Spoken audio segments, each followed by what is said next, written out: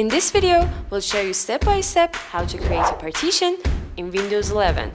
No extra software needed and it's super easy. If you want to manage your hard drive like a pro, stick around!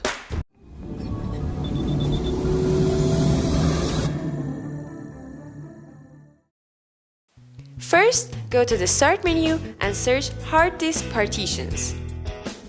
Then, open the Shown panel. Method 1. Using Disk Management. Go to the drive with unallocated space and perform a double-click on it.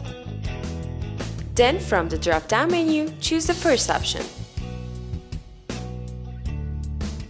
Set the new partition size, drive letter, file system, and volume label by following the next steps in the new simple wizard window.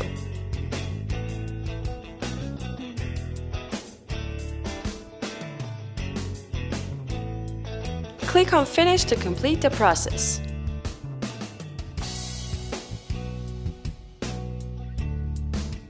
Method 2. Settings app.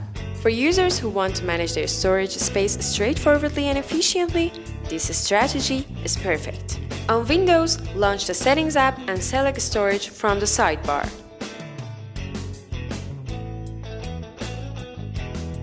From the Advanced Storage settings, choose the Disk and Volumes option.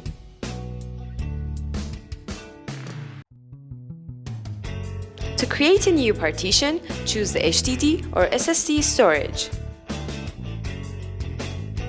Click Create Volume after locating the unallocated space. After giving the new partition a name, select the drive letter to enable the partition in File Explorer.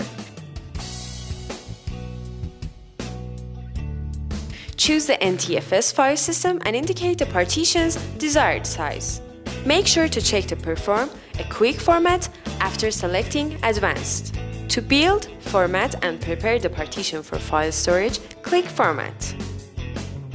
Now you're ready to manage your drives like a pro in Windows 11. Give it a try and let us know how it went.